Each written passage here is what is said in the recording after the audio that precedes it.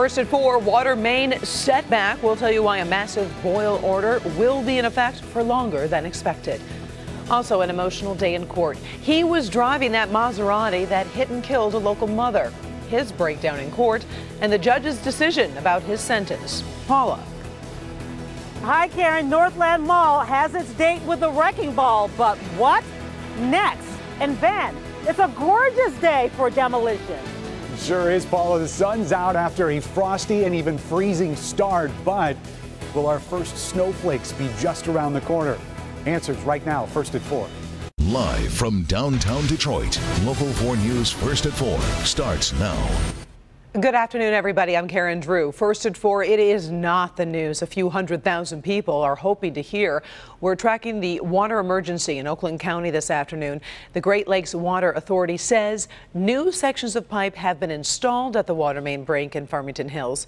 But sadly to report, during pressure testing late last night, a leak was discovered. That leak is repaired, but now the problem is going to slow down the process. Water quality testing should start today, but that testing will now continue into the weekend. And that means that boil order affecting these 12 communities will be in effect into the weekend. He was hoped things could be back to normal by tomorrow, but that will not happen. We will bring you those water quality results as soon as they are released. The 2 men accused of raping 3 different women riding their bikes in 3 different communities were arraigned earlier today in 2 of those cities. Both Aaron Stewart and Quentin Flemons were charged with multiple charges of criminal sexual conduct, robberies, and kidnapping in multiple jurisdictions. They are arraigned by video today for their charges in Hamtramck and Highland Park. They are scheduled to be arraigned in Detroit on October 30th. Today, the West Bloomfield man charged with murdering a local mom when he crashed his Maserati into her car has been sentenced. 43-year-old Gregory Belkin pled no contest to murder charges in the fatal crash that took the life of 53-year-old Rhonda Williams back in January. Belkin was under the influence and driving at speeds reaching 134 miles an hour when he crashed into Williams' Subaru. Today, the former U.S. Coast Guard member was visibly emotional in court, sobbing when asked to speak. It's not who I am. I'm so sorry. Belkin is sentenced to 25 years in prison for homicide, 10 years for operating a vehicle while intoxicated. Both will be served concurrently. New apartments and a new grocery store going up near downtown Detroit. The new East Jefferson development will include the grocery store from Meijer and over 200 apartments. Now, though Detroit already has 2 Meijer superstores, none of them are located near downtown. We are told this newest store will be a smaller version. The $60 million mixed-use project should open in 2019. Good news for folks living and working downtown. Also good news, that sunshine. Oh, it looks good out there, Ben. It was a little chilly start today. Yeah, it does, Karen. It looks good. It feels good, too. Temperatures have rebounded at least warmer than what we saw yesterday. Not by much, but anything helps. 53 at Metro. Ann Arbor's at 53, and Monroe right now at 55 degrees. The winds are light, so that's working in our favor. And with that sunshine, it just, as Karen mentioned, just looks nice out there. Weather stories we get through the weekend. Not quite as cold tonight. We'll look at those low temperatures, but it could be a wet finish for the commute and for high school football tomorrow. We'll look at that, and the cold mornings return for the weekend. It's all in your 7-day forecast in just minutes. Karen? All right, thank you very much, Ben. Today, President Trump addressing the country's opioid crisis by declaring the epidemic to be a public health emergency. Devin Skillion in the newsroom with what the order means in the fight against opioids. Devin. Well, Karen, the president said 64,000 Americans died from overdoses last year. That is 175 every day, 7 every hour. Today, he made good on a campaign promise that he would take on the opioid crisis during an address at the White House.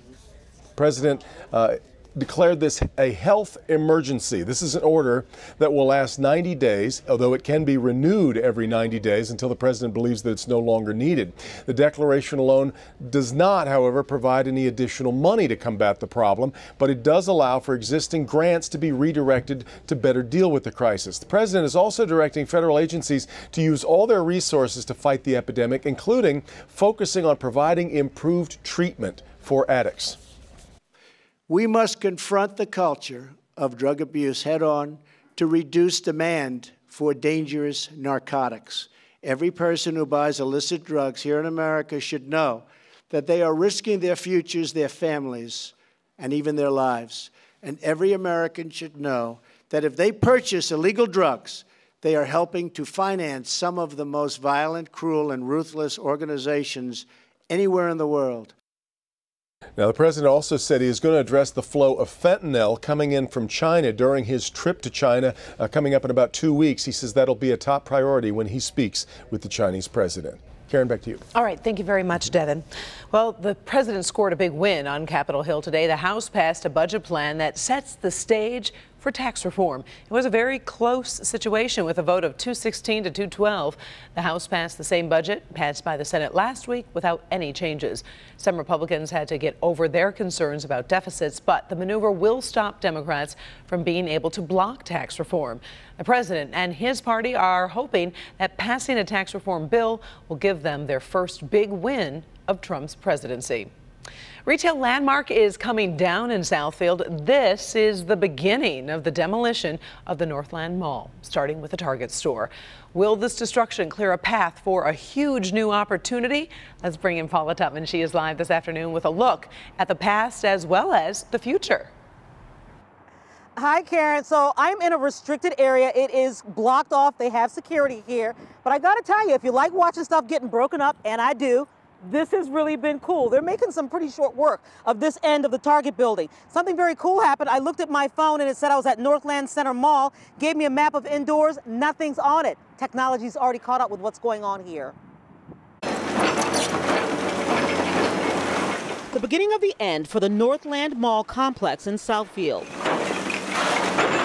The beginning of the new beginning for the city of Southfield as well, as it literally clears the way and softens the ground for new possibilities. The fact is we have strong interest. We've had 3 medical REITs come out and look at this. It's hard to miss the Amazon logo on the artist's rendering of a possible site use proposal.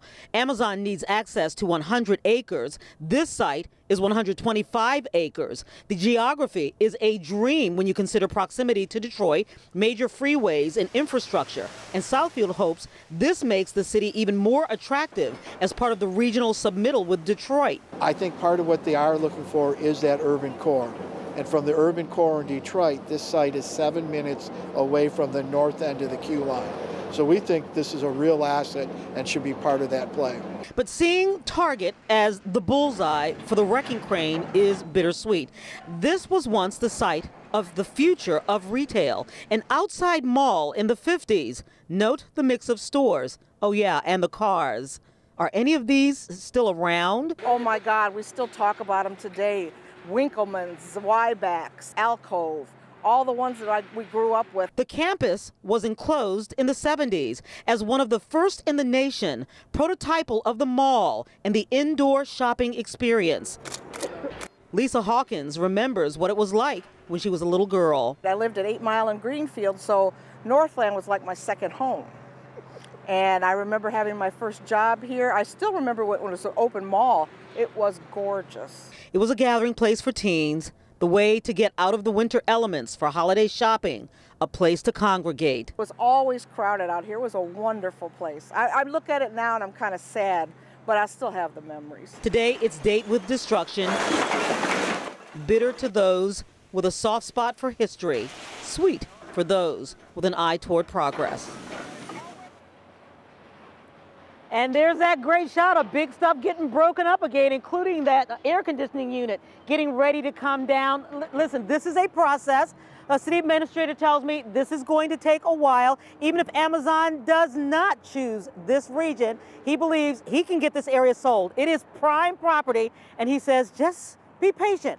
5 to 10 years, something big is going to be here, if not sooner. Guys? It is a great piece of prime property, like you said, Paula. Okay, a couple questions. You said it's going to take time. What does that exactly mean in terms of getting the land clear? And then are there any other speculations in terms of, obviously we're hoping for Amazon, but are there any other leads for that land? Yes. Okay, so 2 different questions. One, I don't have the answer of how long this will take, I think it's going to take a while, even though they're making short work of the target. Easy enough to find out. I'll put it on my Facebook page, Local 4 Paula Tutman. As far as other prospects, absolutely. A long list of them coming in and taking a look at this site. And so the city administrator believes he can get this site sold. All right, Paula Tutman live. I will let you go back. You can turn around and watch all that demolition, Paula. There you go. Thanks so much. Still ahead on First at 4, one of the country's biggest retailers hoping Christmas nostalgia with a modern spin will boost holiday sales. Also, she was just one of the boys until she won the tournament. Then being a girl put her at a big disadvantage. We'll explain. But first, it's been a day of suspense. Will the secret JFK files be released? And what will they say about President Kennedy's assassination? We'll be right back. Coming up all new on Local 4 News at 5 and 6. Detroit's fire department facing a big lawsuit tonight. The allegations are discrimination and harassment. I missed my job. I missed the people in the city. That former EMT says the experience has ruined her life based on a coworker's Facebook post. First at 4, we're tracking stories making headlines around the world. Let's start with the crisis between the United States and North Korea. President Trump and North Korea's leader Kim Jong-un have been in a high-stakes game of diplomatic chicken. The United States demanding North Korea give up its nuclear weapons program. Today, a North Korean diplomat indicated pressure from the United States is not working. He says, quote, the U.S. is talking about a military option and even practicing military moves. They're pressuring us on all fronts with sanctions. If you think this will lead to diplomacy, you're deeply mistaken. Moving to Indonesia, at least 47 people are dead after an explosion at a fireworks factory. Witnesses say they heard a huge blast and then the building went up in flames. The fire spread quickly, the roof collapsed, dozens of people are injured, and more could die because some of them have very severe burns. Police said the factory has more than 100 employees and opened for business just less than 2 months ago. We're still waiting on the release of thousands of never publicly seen documents connected to the assassination of President John F. Kennedy. The files on Kennedy's assassination were scheduled to be released 25 years ago, and President Trump has already said he would not block the release. And we still don't know when those files will be released today, but some believe there are as many as 30,000 to 40,000 documents that have remained secret. This is a police chase out of Florida. If you look closely, you can see the suspect crash and then roll over. Police were chasing a man in a stolen pickup truck for about 7 miles. Body cam video shows the suspect was pretty dazed and confused when officers pulled him out of the truck. He's facing a long list of charges, mostly connected to that chase, but also drug and weapons charges. We're back with Ben, and I have to say, you mentioned snow. Did that get your attention? Yes, it did. And no, it's not immediate, but it is in perhaps the future. Well, it's something that we're watching possibly as soon as Saturday morning. Really? So we're going to keep a close eye on that. But again, there's still a lot of questions that need to be answered. One of them got answered this morning. How cold was it going to get? Here you go. We had a ring of 20s around our metro zone. Ann Arbor, at least at the airport, 24. Howell at 28. Flint got down to 25, and we saw 27 in Lapeer and Port Huron. So most of the area did go below freezing. Just stayed above that there at Metro Airport at 34 degrees. But it was not only a cold morning, but a bright one. Karen up in Ray Township caught the sunrise and said, hey, at least it looks good out there, which is the case. And that sunshine did help out getting us into the 50s this afternoon. We have gotten as high as 54, and now we're down to 53 with the southwest wind just barely blowing out there at 5 miles an hour. But the sunshine does look nice, and we will see at least some of it tomorrow. But the clouds are going to be on the increase as we get through the day on Friday. Radar showing that the rain up to the north is going to stay there. We're really anticipating dry conditions until we get into tomorrow, probably evening hours. There is some question as to whether this rain is going to arrive for the end of the morning or the afternoon commute. This is 4 o'clock on Friday, and what we're going to show you here with one of our models, this is the fastest one. All the other models are slowing this precipitation down, not only the start of it, but how long it lasts. You can see that this model has the stuff out of here by about 2 2 a.m. on Saturday. Then the cold front arrives and the clouds start breaking up behind that. That's going to allow for temperatures to drop into the mid-30s. But there are other models that keep the moisture around on through sunrise tomorrow. So there's still a lot of uncertainty on the timing of that precipitation. Nevertheless, I do think that we're going to have a dry weekend once we get past that rain early on Saturday morning. Temperatures in the morning, though, start getting colder again as we head towards the Saturday-Sunday stretch. 44 is where we're going tonight, so better than what we did last night, definitely. But as we look at low temperatures in your 4-zone forecast, those numbers are actually did not update. So we're going to move on and check out tonight's forecast. Going to 44, as we mentioned, 60 for that high temperature. And then as we move forward into the middle of next week, you can see those temperatures are going to be staying generally upper 40s to low 50s. Morning lows pretty close to that freezing mark, just above it all the way through Wednesday. So the question on whether or not we actually end up with a few flakes mixed in with that rain still up in the air. But right now it does look like it'll be mostly liquid and mostly during the nighttime hours, giving us a dry weekend ahead. Karen? All right, we will stay tuned. Thank you, Ben. Still ahead, it's a blast from your Christmas past, and Sears is hoping it will deliver a brighter future for the struggling retailer. We'll talk about that. Plus, this is the aftermath of a terrifying crash. Surveillance video shows what it looked like inside a busy restaurant when a car smashed through a brick wall. You will see it next. We're back with this video of a car smashing into a restaurant in Maryland. Take a look at this. It's so frightening. It happened during the lunch rush hour. The surveillance video shows some people rushing to help victims. 10 people were injured, 2 of them seriously. The restaurant owner says he's relieved no one was killed, but he's worried about his employees who could be out of work for a year as that place is repaired. So far, it's not clear why the car smashed into the building. In today's trending stories, so many people are talking about this one. A girl golfer is getting a lot of attention for winning a boys tournament, but there's one thing she won't get: the trophy. Emily Nash is a gifted young golfer in Massachusetts. She played with her high school team at the Central Mass Boys Tournament. This week, she won by 4 strokes. Now, while her score counted for the team, state rules say girls can't win the tournament or advance to the state competition. Now, her dad says they knew she couldn't advance, but they didn't know about the trophy. She says it's kind of unfair. But then she says she understands the rules are the rules. I'm fuming over this one, Ben Bailey. I can tell, yeah. I mean, at least give her the trophy. I mean, she came in and she helped the team win. I mean, the tournament. Because nobody else is getting it, right? Yeah, I mean, who's going to take the trophy? The other person who didn't win, and then they're going to say, If I came in second, I wouldn't want it. I would want that trophy. Yeah. All right. Other trending stories. What is old is new as Sears is bringing back its iconic holiday catalog. The retailer says it's reinvented that 120-page gift guide. Remember that? Many of us remember thumbing through the pages of the Sears Wish book, which first appeared back in 1933. Now, many kids spent time circling the items they wanted from Santa. Sears stopped that catalog back in 2011.